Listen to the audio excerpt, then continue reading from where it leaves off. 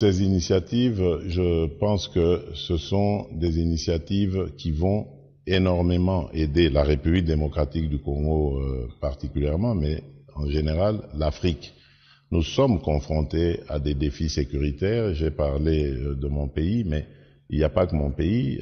Presque toute l'Afrique est parsemée dans ces sous-régions de conflits qui freinent le développement, puisque ça aussi c'est une initiative que j'ai trouvée très intéressante du président Xi Jinping.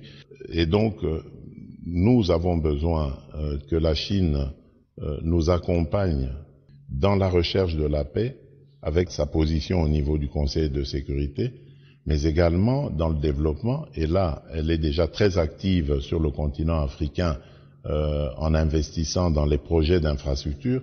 Il n'y a pas de développement sans infrastructure. Et donc, ce sont des initiatives qui ne sont qu'à encourager. Le but ici étant d'aller dans des partenariats gagnant-gagnant. La Chine venant investir pour évidemment en tirer profit, et l'Afrique aussi devrait en sortir satisfaite, d'autant plus que nous sommes aujourd'hui en Afrique en train de vivre la réalité de la zone de libre-échange continentale. Et donc si cela se passe très très bien, l'Afrique va devenir le plus important marché commercial du monde, avec plus de 2 milliards d'individus. Et donc la Chine se positionne de manière, à mon avis, intéressante, parce qu'elle investit à la réalisation de ce marché commun, et demain, elle sera sûrement une des partenaires les plus privilégiés par rapport à ce marché en construction. Donc je trouve que la vision du président Xi Jinping est remarquable, elle est même futuriste, et c'est sûr que les retombées qui en découleront seront positives et rejailliront de manière positive sur la Chine. Je vous ai parlé des 50 ans d'amitié qui existent déjà entre nos deux pays. Nous avons fait un bilan intermédiaire de ces 50 ans d'amitié, en regardant en face les problèmes qui touchent aux intérêts de nos deux pays, mais également nous vivons dans un monde globalisé aujourd'hui, les problèmes qui touchent au monde. C'est en analysant tout ça que nous avons ressenti le besoin de relever le niveau de notre partenariat pour le rendre stratégique et global. Je vous donne un exemple, nous faisons face, le monde fait face à la problématique du réchauffement du climat. C'est un problème qui touche à tous les pays. Aujourd'hui, on le voit par les catastrophes naturelles, il n'y a aucun pays au monde qui en est épargné. Le Congo se définit comme un pays solution, car grâce à son massif forestier, il capte le carbone qui est dans l'atmosphère. Ce sont des atouts qui peuvent contribuer à lutter contre le réchauffement climatique. Nous avons des minerais stratégiques aujourd'hui qui rentrent dans le procédé pour construire, fabriquer des batteries électriques. Eh bien, ces batteries électriques, c'est de l'énergie renouvelable, c'est la transition écologique. De l'autre côté, la Chine a l'expertise, a les ressources, et mis ensemble, ces deux pays peuvent apporter des solutions au monde. Donc voilà le genre de partenariat que nous avons étudié et que nous avons décidé de relever, parce qu'il peut produire de très très bonnes choses pour le monde. Je pense d'abord que la Chine, c'est plus d'1 milliard d'individus. C'est pas tous les pays du monde qui peuvent compter plus d'1 milliard d'habitants. Et réussir à sécuriser toutes ces âmes, réussir à leur garantir une sécurité alimentaire, une éducation, une santé, ce sont des défis énormes. Donc, avant de juger la Chine, il faut d'abord vivre sa réalité. Et moi, je ne suis pas de ceux qui vont condamner quoi que ce soit en Chine, parce que d'abord je suis contre l'ingérence dans les affaires intérieures d'un État, et parce qu'en plus j'admire cette œuvre que la Chine a réalisée en relevant tous ces défis que je vous ai notés. Donc je ne serai pas de ceux qui vont juger cela. Et au contraire, je dirais même, nous devrions nous inspirer de ce qu'a fait la Chine, établir des liens d'amitié, parce que entre amis, on peut se dire des choses, même les plus désagréables, au lieu de condamner la Chine, de l'indexer. Donc je suis de ceux qui respectent ce qui s'est passé dans ce pays et qui se passe. Et je suis convaincu que la Chine, il faudra compter avec elle dans les années à venir. Permettez-moi d'abord de parler des points qui me sont importants dans ce qui a été dit. Il y a d'abord la paix et la sécurité. Laquelle paix et sécurité va amener la stabilité et donc une atmosphère propice aux affaires, aux investissements. Ensuite, les points que je trouve très importants ici, c'est ceux qui concernent l'éducation, la santé et l'agriculture. Parce que c'est avec le peuple congolais que nous allons développer le Congo. Il faut que le peuple soit éduqué, il faut que le peuple soit en bonne santé, il faut que le peuple soit bien nourri. La sécurité alimentaire, c'est important. Ensuite, il y a l'environnement dans lequel nous vivons, que nous devons conserver pour un monde meilleur. Et enfin, vous avez parlé de l'industrialisation, donc le domaine dans lequel nous avons plus travaillé avec la Chine, dans lequel la Chine a beaucoup investi, les entreprises chinoises ont beaucoup investi, qui font d'ailleurs de la Chine le premier investisseur en République démocratique du Congo. Eh bien, là, ma vision, elle était celle de dire, nous avons envie maintenant de cesser d'être ou de cesser de servir de terre d'extraction uniquement. Aujourd'hui, il est plus que temps de transformer les minerais qu'on extrait dans notre pays en République démocratique du Congo. Cela va donner une certaine valeur ajoutée et surtout créer de la richesse en République démocratique du Congo et de l'emploi. Et la Chine, là aussi, a accepté de nous accompagner dans ce que nous avons appelé l'industrialisation de la République démocratique du Congo. Évidemment, l'industrialisation s'accompagne des infrastructures, construction d'infrastructures, et aussi de l'énergie. Ce sont deux grands défis que nous voulons relever dans les 10 années qui viennent, et la Chine s'est positionnée pour nous accompagner, ce qui fait que nous pouvons dire que notre coopération, notre partenariat ne pourra être que gagnant-gagnant à l'avenir. Ainsi, nous pourrions corriger les erreurs du passé. Ce partenariat, cette coopération, c'est très important pour nous Congolais d'abord, parce que nous avons, disons-le clairement, un grand retard par rapport aux autres médias. Nous avons un retard à combler. La modernisation n'est pas encore passée par la République démocratique du Congo dans le domaine médiatique. Et là, je parle à la fois d'équipement, de technologie, mais également de formation. Nous en avons besoin. Et ce partenariat avec le média chinois, le média principal, le média étatique, va nous aider à hausser le niveau de nos médias en République démocratique du Congo. Alors, cette coopération sud-sud, pour nous, c'est aussi une nécessité, parce que nous avons besoin de promouvoir nos cultures. Aujourd'hui, il y a aussi une sorte de bataille culturelle, je ne dirais pas imposer, mais positionner sa culture. Et nous, en Afrique, je crois qu'une des choses à laquelle nous tenons, mais que nous n'arrivons toujours pas à imposer, c'est la culture. Je crois que de l'échange entre ces médias sud-sud va sortir quelque chose de positif de ce côté-là. Et tout le monde sait que l'identité des peuples, c'est la culture, elle se base sur la culture, et nous avons besoin de ce genre d'échange pour promouvoir notre culture. Je profite de cette occasion pour remercier le président Xi Jinping pour cette invitation à effectuer une visite d'État dans son pays que je n'avais jamais découvert jusqu'ici. Tout le monde entend parler de la Chine.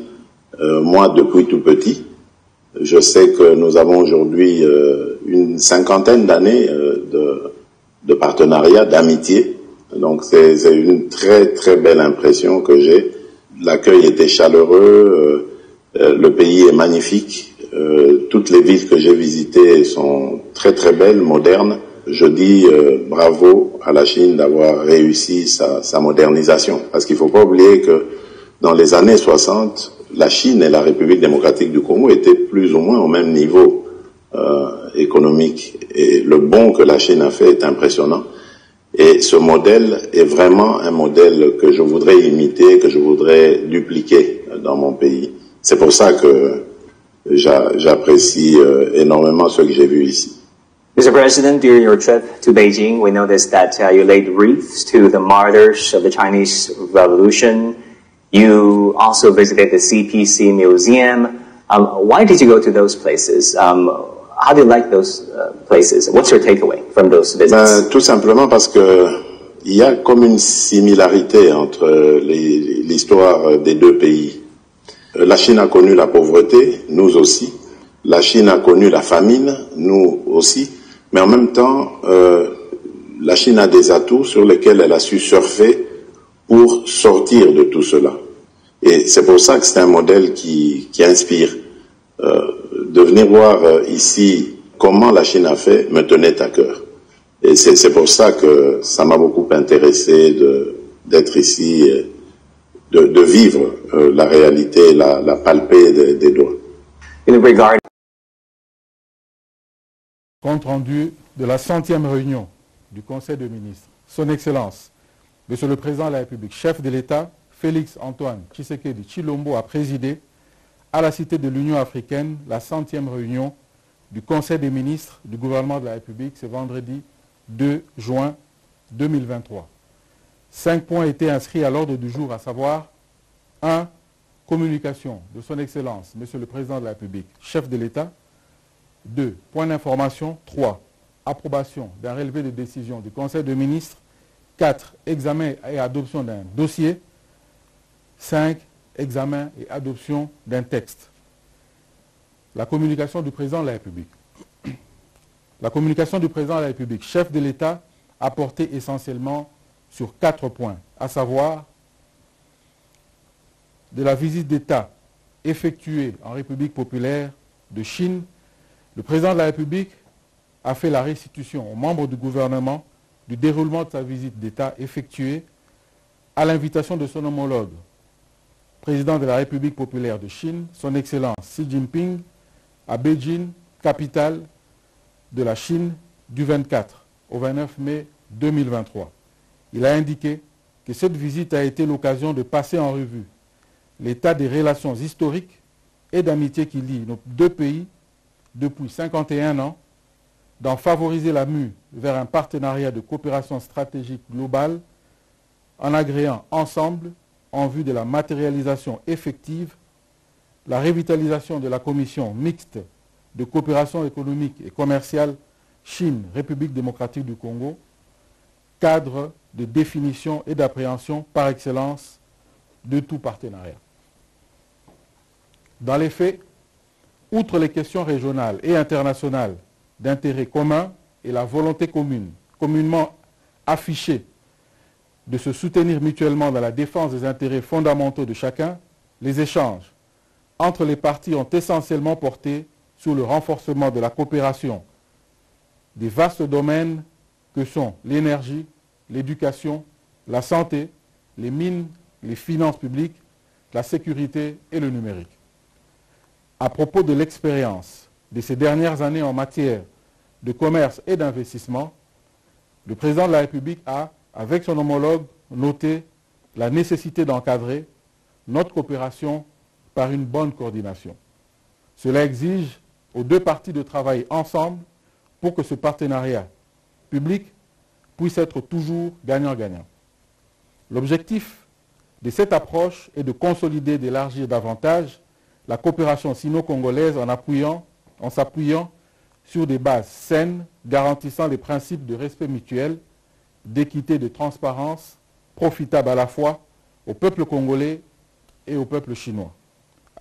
Après Beijing, un bref passage dans les villes de Shanghai et de Shenzhen, le président de la République a clôturé sa visite d'État par Hong Kong, région administrative spéciale de la République populaire de Chine, reconnue comme l'une des plus importantes places financières mondiales et 8e partenaire commercial de notre pays.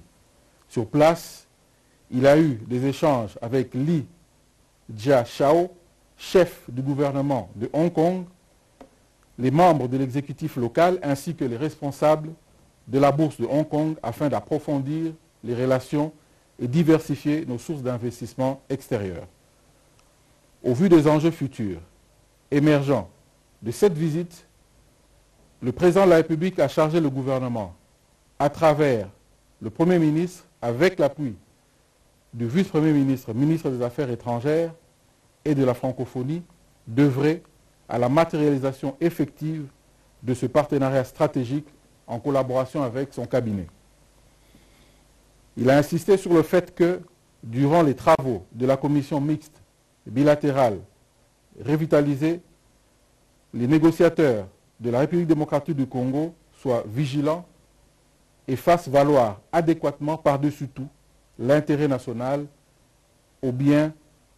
aussi bien dans la phase préalable des réflexions et de définition du cadre de collaboration et des intérêts des parties que dans les autres phases consécutives. Du renforcement des secteurs de l'énergie et des infrastructures lors de l'élaboration de projets d'investissement public. Le président de la République a encouragé le gouvernement à encadrer et à améliorer sensiblement la budgétisation des investissements publics, en l'occurrence pour l'année 2024. Il a mentionné que cette budgétisation devra s'inscrire également dans une optique pluriannuelle et donc appelle à une parfaite harmonisation entre les projets d'investissement du gouvernement central et ceux de 26 provinces.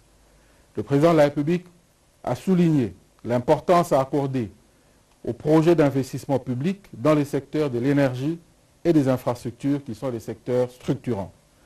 Afin d'atteindre cet objectif de parfaite harmonisation et complémentarité entre projets d'investissement public sur l'ensemble du territoire national, le président de la République a instruit les ministres sectoriels en charge des travaux publics et infrastructures et celui des ressources hydrauliques et électricité de travailler en étroite collaboration avec les exécutifs provinciaux à travers les divisions provinciales de leurs administrations respectives. Cela favoriserait l'alignement des projets réalisables à court et à moyen terme, renforcera l'intégration géographique de notre pays grâce aux infrastructures routières et ferroviaires, et sur le volet de l'électricité, cette approche permettra à réduire le gap qui demeure encore important suite à la croissance démographique et à l'augmentation importante des besoins énergétiques des industries. De la mise en œuvre des recommandations de l'Union africaine sur les flux financiers illicites en provenance d'Afrique. Le phénomène de flux financiers illicites en provenance d'Afrique, avec toutes les conséquences néfastes qui causent aux économies des pays africains, est une source de graves inquiétudes qui préoccupent au plus haut niveau les dirigeants de notre continent. Notre pays est également exposé aux flux financiers illicites non sans conséquences sur les recettes publiques. C'est donc à juste titre que le président de la République a salué l'initiative de l'Agence de prévention et de lutte contre la corruption, APLC, d'avoir organisé en partenariat avec l'Union africaine l'atelier d'évaluation de la mise en œuvre des recommandations du groupe de haut niveau de l'Union africaine sur les flux financiers illicites en provenance d'Afrique qui s'est tenue les 13 et 14 avril 2023 à Kinshasa. Car la position géostratégique de notre pays impose que ces derniers s'enrôlent et prennent part activement à cette cause afin de lui éviter de devenir l'épicentre de ce fléau. Au regard de ce qui précède, le ministre des Finances a été chargé d'accélérer le processus de mise en place du comité interministériel composé des institutions, services et organismes ayant pris part aux travaux du dit atelier. L'Agence de prévention et de lutte contre la corruption, APLC, est mise à contribution à cet effet. Étant donné l'urgence que revêt cette question, un rapport sur l'évolution de ce processus est attendu au prochain Conseil des ministres. De l'urgence de la mise en œuvre de la politique de logement. La problématique de logement social est l'une des préoccupations majeures du président de la République. Avec la disparition de la Caisse nationale d'épargne et de crédit immobilier, CNE-CI, créée en 1971, ainsi que l'Office national de logement ONEL, d'une part, et l'augmentation exponentielle de la population, d'autre part, la rareté du logement s'est installée dans la durée et un fossé s'est inexorablement creusé entre l'offre et la demande de logement. Il ressort du rapport du ministère de l'Urbanisme et de l'Habitat que notre pays accuse aujourd'hui un déficit qui se situe à environ 4 millions d'unités de logement, qui nous oblige à construire près de 265 000 unités de logement par an.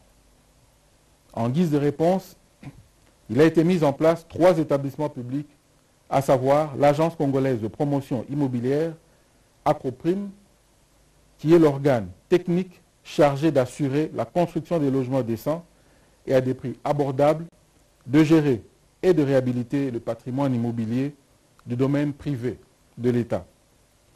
Le Fonds national de l'habitat, FONHAB, qui est un levier social et financier avec pour mission de collecter les fonds nécessaires pour construire les logements et répondre aux diverses sollicitations de financement dans le domaine de l'habitat. Le guichet unique de délivrance de permis de construire, GUPEC, qui est l'organe technique des régulations et seule interface entre le promoteur immobilier et l'État. Il permet de lutter contre le coulage des recettes, de réduire les procédures administratives de l'obtention des documents et entrer à la construction et de lutter contre les constructions anarchiques. Le président de la République a indiqué que cette triple réforme, appuyée par les partenaires techniques et financiers du Bretton Woods, a notamment pour impact d'améliorer l'accès effectif des populations au logement décent et à coût abordable et de construire le cadre de régulation du secteur des logements décents, longtemps laissé sous l'égide de l'anarchie à cause de la disparité manifeste dans le domaine de l'investissement immobilier. Les membres du gouvernement concernés ont été chargés d'accompagner positivement ces nouvelles structures pour offrir rapidement à la population congolaise des logements dignes et décents. Le ministre d'État, ministre de l'Urbanisme et Habitat, devrait particulièrement présenter un rapport sur cette mise en œuvre au dernier Conseil des ministres de juillet de l'année en cours. À la suite du président de la République, le Premier ministre chef du gouvernement s'est appesanti sur 4 points. Premièrement, il a relevé la singularité de la réunion du Conseil des ministres de ce jour, la 100e de notre gouvernement, ce qui est une grande symbolique. Il a ensuite salué la constance, la disponibilité et le leadership du président de la République, chef de l'État, dans la conduite des réunions du Conseil des ministres. Dans l'histoire récente de notre pays, en effet, jamais un chef de l'État n'aurait été aussi présent au rendez-vous hebdomadaire du gouvernement de la République. le Premier ministre a indiqué que cette régularité et cette constance sont la preuve tangible du fonctionnement de nos institutions et de la stabilité de notre État en dépit du contexte difficile de guerre que les ennemis de la République nous imposent à l'est de notre pays. Deuxièmement, sur le volet diplomatique, le Premier ministre a, au nom du gouvernement, adressé une fois de plus ses sincères félicitations à son Excellence, Monsieur le Président de la République, chef de l'État, pour la percée diplomatique impulsée par son leadership, particulièrement par sa visite d'État en République populaire de Chine. Cette visite a permis non seulement le réchauffement et l'approfondissement de nos relations amicales et historiques avec la Chine, mais jeté les bases d'une coopération stratégique globale avec cette puissance économique mondiale.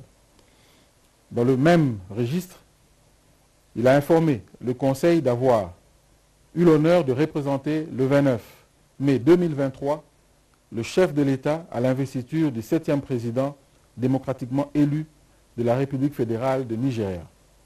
C'est dans le même esprit qu'il représentera le président de la République, chef de l'État, à la cérémonie d'investiture du président Recep Tayyip Erdogan, réélu à la suite des récentes élections démocratiques.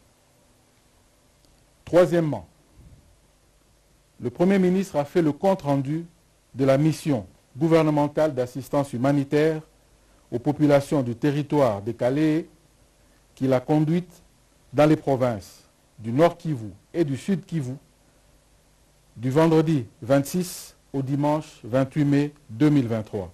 Il a souligné que cette mission lui a permis d'assister les victimes de la catastrophe naturelle qui a causé la mort et la disparition de milliers de nos compatriotes.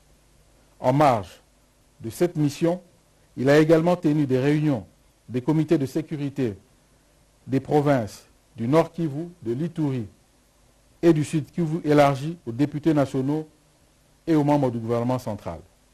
Les réunions des comités de sécurité des provinces du Nord Kivu et de l'Ituri ont constitué la 4e évaluation de la situation sécuritaire depuis la proclamation de l'état de siège dans les 2 provinces.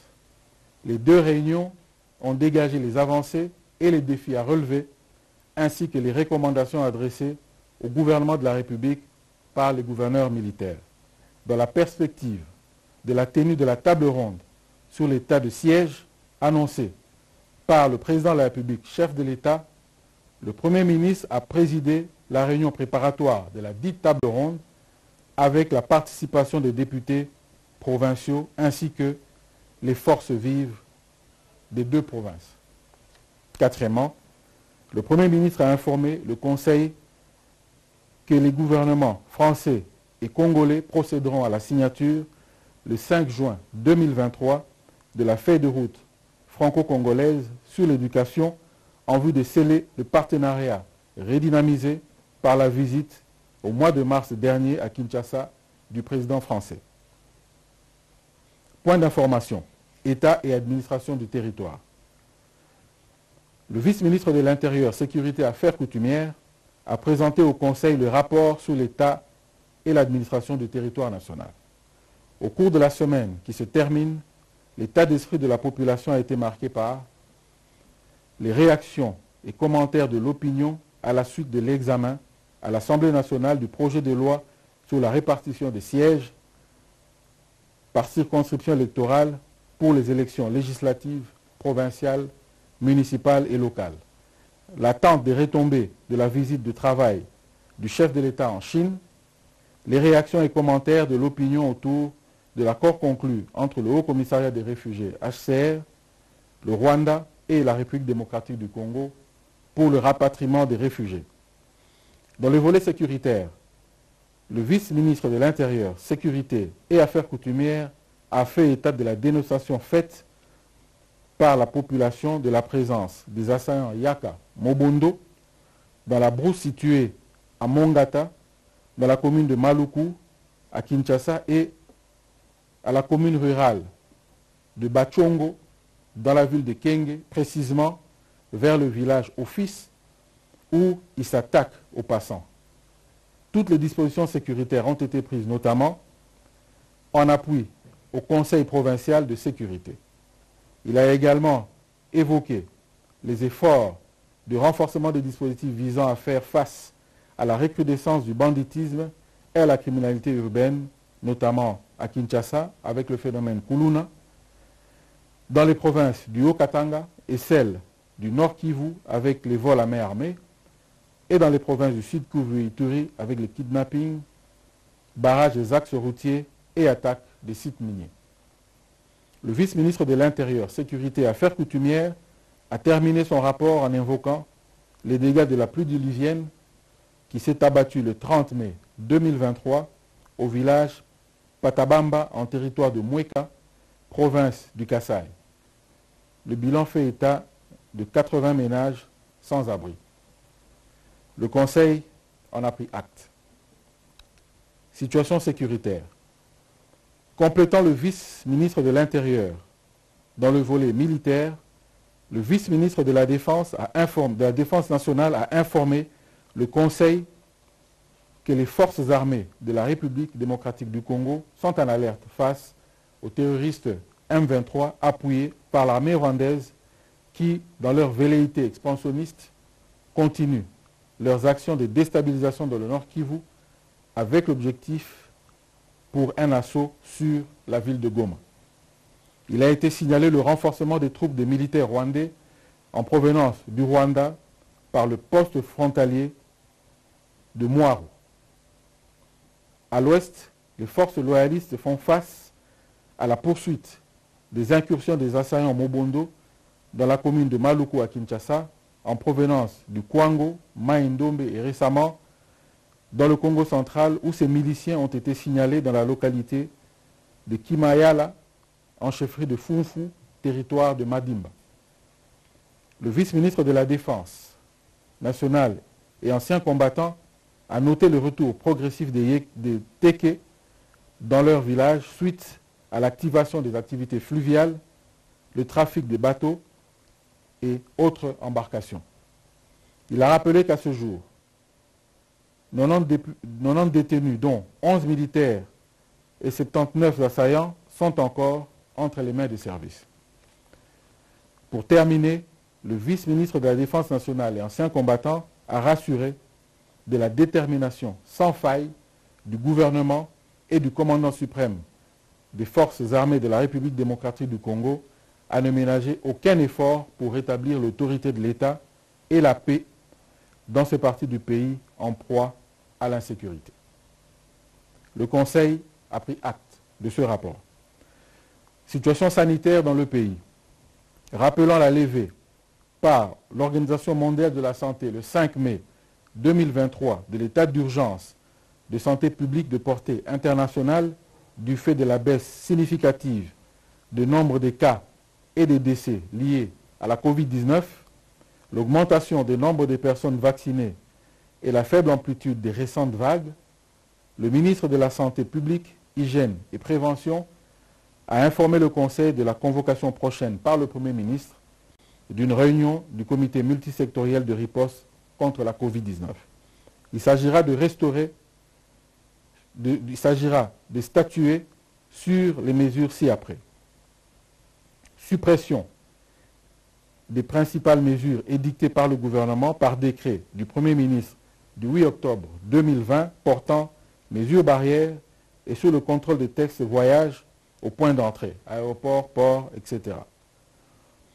Poursuite des activités de riposte, notamment la surveillance épidémiologique, de laboratoires et de vaccination et de prise en charge. Intégration progressive des activités de la Covid-19 dans le système de santé en associant les différentes institutions concernées. Brossant la situation épidémiologique du pays, le ministre de la Santé publique, Hygiène et Prévention a présenté un tableau globalement stable. À propos de la situation des professionnels de santé, il a informé le Conseil de la nécessité d'opérationnaliser le fonctionnement de la commission interministérielle portant sur l'harmonisation de l'enveloppe salariale et l'alignement de la prime des risques. Sur un autre chapitre, le ministre de la Santé publique, Hygiène et Prévention a annoncé le début, depuis le 1er juin 2023, de la première campagne de vaccination avec un nouveau vaccin anti-poliomyélitique oral de type 2 afin de protéger les enfants contre les conséquences dévastatrices du virus de la poliomyélite. Il a terminé son intervention par la présentation succincte de son rapport de mission effectué du 21 au 30 mai 2023 à Genève, en Suisse, où il a conduit la délégation congolaise à la 76e Assemblée mondiale de la santé. Le Conseil a pris acte de cette note d'information. Lancement des prestations liées à la branche des risques professionnels et des actions sociales et sanitaires par la Caisse nationale de sécurité sociale des agents publics de l'État. Le vice-premier ministre, ministre de la fonction publique, modernisation de l'administration publique et innovation du service public a informé le Conseil du lancement de la couverture de la branche des risques professionnels et des actions sociales sanitaires en faveur de tous les agents de carrière des services publics de l'État. Ces démarches s'inscrivent dans le cadre de la mise en œuvre de la réforme du système et du régime de sécurité sociale des agents publics de l'État, telle qu'inscrite dans le programme d'action prioritaire du gouvernement. En effet, la Caisse nationale de sécurité sociale des agents publics de l'État, CENSAP, en exécution de la loi portant un régime spécial de sécurité sociale des agents publics de l'État, élargit progressivement son action aux enseignants de l'enseignement primaire, secondaire et technique, aux magistrats et bientôt aux militaires et aux policiers. En application de la loi précitée, le vice-premier ministre, ministre de la fonction publique, modernisation de l'administration publique et innovation du service public a souligné avoir signé le 5 mai 2023 des arrêtés fixant les modalités d'immatriculation des assujettis et celui d'octroi des prestations. En ce qui concerne la nature des prestations fournies, il y a eu lieu d'évoquer, d'une part, les risques professionnels constitués des accidents de travail et des maladies professionnelles. Cette branche comprend les prestations relatives à la prévention des risques et à la réparation des conséquences des dits risques. D'autre part, les actions sociales et sanitaires en faveur des retraités et rentiers gérées par la Caisse nationale de sécurité sociale des agents publics de l'État, proportionnellement aux résultats prévisionnels de chaque exercice. Pour cette année 2023, il est prévu l'organisation des consultations médicales suivant les soins au dernier trimestre, la remise des fournitures scolaires aux orphelins en âge de scolarité au mois d'août, la distribution des colis de fin d'année en décembre et la prise en charge des allocations de décès et frais funéraires dès le mois de juin. Pour une opérationnalisation effective de cette branche, 3 étapes sont en cours de finalisation. Il s'agit de la sélection des acheteurs des soins de santé, lesquels devront servir de pont entre la CENSAP et les formations sanitaires qui fourniront les prestations de réparation en nature. La mise à jour du système d'information de la CENSAP en intégrant les aspects liés à la gestion des risques professionnels et la validation de tous les outils internes de gestion de cette branche. Le Conseil a pris acte de cette note d'information. Évolution de la situation récente sur le marché des changes ainsi que des biens et services. La gouverneure de la Banque centrale, intervenant en tant qu'invité, a fait le point de la conjoncture économique du pays. L'économie congolaise est demeurée globalement stable sur le marché des changes que sur celui des biens et services. Le rythme de formation des prix des biens et services a ralenti au cours de la dernière semaine du mois de mai 2023, se situant à 0,17% contre 0,20% la semaine précédente. En rythme mensuel, l'inflation a baissé pour le quatrième mois consécutif, s'établissant à 0,7% en mai 2023 soit son niveau le plus bas depuis novembre 2022. En ce qui concerne le marché des changes, le franc congolais a connu une légère appréciation hebdomadaire de 0,6% sur le marché officiel et s'est établi à 2303,55 francs congolais le dollar américain. Alors que sur le marché parallèle, la légère dépréciation de 0,11% a été enregistrée, situant le cours à 2354,8 francs congolais pour 1 dollar américain. Dans un contexte de ralentissement de l'activité économique à l'échelle mondiale, la persistance d'une inflation mondiale élevée et l'agression de notre pays par le Rwanda, la gouverneure de la Banque centrale du Congo a recommandé notamment le maintien de la coordination des actions au niveau des politiques budgétaires et monétaires et la poursuite des efforts de mobilisation de ressources internes. Le Conseil a pris acte de cette note d'information. Rapport sur l'état d'avancement des projets d'entretien et de construction de la voirie dans la ville de Kinshasa. Le ministre d'État, ministre des Infrastructures et Travaux publics, a présenté les avancées considérables enregistrées sur les chantiers des divers projets réalisés en cours de réalisation pour la réhabilitation et la construction de certains axes routiers, ainsi que la lutte anti-érosive à Kinshasa et dans certaines provinces du pays. Ce rapport a pris en compte les chantiers des projets en cours financés par le Trésor public, ceux en partenariat public-privé, ceux financés directement par le Fonds national d'entretien routier, FONER, comme le désenclavement du quartier Kanluka et l'amélioration de la fluidité au carrefour Ma-Campagne, dont le taux d'exécution est à 54%, et enfin, les travaux réalisés avec l'appui des bailleurs de fonds. Le Conseil a pris acte de ce rapport.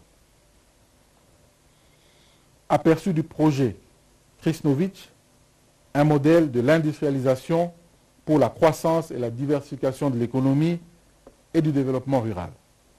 Le ministre de l'Industrie a fait un aperçu du développement du projet Krisnovich, un modèle d'industrialisation pour la croissance et la diversification de l'économie et du développement rural congolais. Il a rappelé que ce projet, qui bénéficie d'un financement du gouvernement à travers le Fonds de promotion de l'industrie FPI, pour contribuer au développement de la province du Kwilu et de résorber le chômage, vise à rajeunir 5400 hectares de plantations et à installer 3 usines d'extraction et de production d'huile de palme, d'huile palmiste, d'huile de table, de biodiesel et de tourteau. À ce jour, a-t-il précisé, le rajeunissement de ces 5400 hectares a déjà atteint 24% de ces non-exécutions. Et l'installation des usines est déjà effective et n'attend que les essais qui sont programmés du 20 mai au 25 juin 2023 pour l'usine de palme et palmiste, du 1er juin au 16 juillet 2023 pour l'usine d'huile de table et du 30 juillet au 28 août 2023 pour l'usine de biodiesel. Revenons sur l'impact socio-économique de ce projet. Le ministre de l'Industrie a évoqué au plan national l'économie des devises sur les importations alimentaires, la réduction du déficit actuel dans la production d'huile et l'élargissement de l'assiette fiscale. Au niveau provincial et local, le projet contribue à soutenir l'agriculture et la sécurité alimentaire, à relever la vie communautaire de près de 4000 ménages et créer 3000 emplois, à assurer la maintenance des routes de desserte agricole, la mise en fonction des micro-barrages hydroélectriques sur la rivière Luningu et un centre photovoltaïque avec l'appui des fonds de promotion de l'industrie et de l'Agence nationale de l'électrification et des services énergétiques en milieu rural et périurbain, ANSER. Au regard de ces objectifs, le projet Krisnovich est une réponse palpable à la vision du président de la République, chef de l'État, dans le domaine de l'industrialisation, de la promotion de l'agriculture, avec le principal de la revanche du sol sur le sous-sol, ainsi que la réalisation de la promesse faite par lui de faire des Congolais des millionnaires. Le Conseil a pris acte de ce rapport. Commémoration de la journée du poisson. Le ministre de la Pêche et l'Élevage a informé le Conseil des ministres de la commémoration de la 56e journée nationale du poisson le 24 juin 2023 sous le thème « Pêche et aquaculture pour la souveraineté nationale ». Ce thème national trouve sa justification dans le fait que la sécurité alimentaire constitue à la fois un indicateur et un facteur déclencheur de la souveraineté nationale, d'où la nécessité pour les pêcheurs et aquaculteurs de s'impliquer dans cette dynamique de sauvegarde de cette souveraineté nationale. Une attention particulière est accordée aux provinces à haute potentialité halieutique, Chopo, Tanganyika, Mai-Ndombe, Kasai oriental, où il est prévu l'organisation des ateliers et la dotation des professionnels de pêche et aquaculteurs en intrants de production halieutique.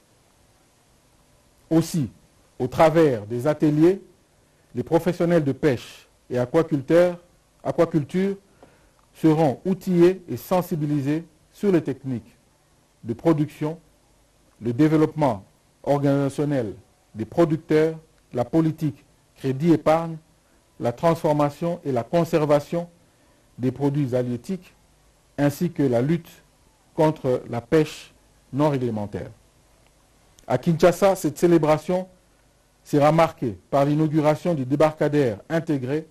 Cette infrastructure intègre les bureaux administratifs, une machine à glace, une chambre froide, les ponts de séchage, une esplanade, un quai d'accostage, des embarcations de pêche, un pavillon pour la négoce des poissons, des parkings, un espace de détente et des installations sanitaires. D'autres manifestations festives sont prévues dans le cadre de cette commémoration. Le Conseil a pris acte de ce rapport. Approbation d'un relevé de décision du Conseil des ministres. Le Conseil des ministres a adopté le relevé de décision prise lors de sa deuxième réunion extraordinaire tenue le 25 mai 2023. Examen et adoption d'un dossier. Rapport de soumission des conventions et recommandations adoptées des précédentes sessions de la Conférence internationale du travail. Le ministre de l'Emploi, Travail et Prévoyance sociale a soumis à l'examen et à l'adoption du Conseil des ministres le rapport de soumission des conventions et recommandations adoptées de la 99e à la 108e session de la Conférence internationale du travail, CIT. Elle a indiqué que les instruments adoptés lors des différentes sessions nécessitent d'être ratifiés pour se conformer aux délais réglementaires requis. Ces instruments ont en commun le renforcement de la protection des droits de travail dans les divers secteurs de l'économie. Leur domestication apportera une valeur ajoutée dans la législation sociale de la RDC et ce, dans l'optique de la promotion du travail décent pour tous et la lutte contre les pires formes de travail des enfants et certaines antivaleurs dans le monde du travail. La ministre de l'Emploi, Travail et Prévoyance sociale a insisté sur la nécessité de régler cette question de soumission des conventions et recommandations pour assurer une bonne participation de la délégation congolaise aux travaux de la 111e session de la Conférence internationale du travail prévue du 5 au 16 juin 2023.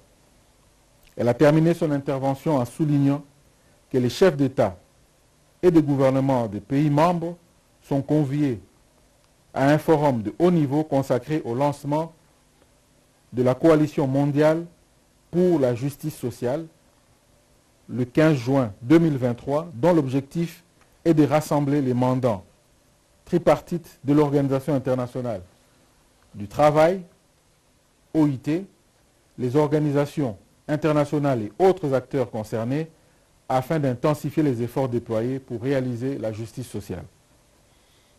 Après débat et délibération, ce dossier a été adopté. Examen et adoption d'un projet de texte. Projet de loi portant prorogation de l'état de siège et habilitation du gouvernement. La ministre d'État, ministre de la Justice et des Gardes Sceaux, a soumis à l'examen et à l'adoption du Conseil le projet de loi d'habilitation du gouvernement. Ce texte aura l'avantage de permettre au gouvernement de prendre par ordonnance-loi des mesures concernant les matières relevant du domaine de la loi pour l'exécution urgente de son programme d'action pendant les prochaines vacances des deux chambres du Parlement. Face à cette nécessité, la ministre d'État, ministre de la Justice et garde des Sceaux a motivé la démarche du gouvernement par l'article 129 de la Constitution qui l'autorise à solliciter du Parlement, avant l'entame de ses vacances, l'habilitation sus-évoquée.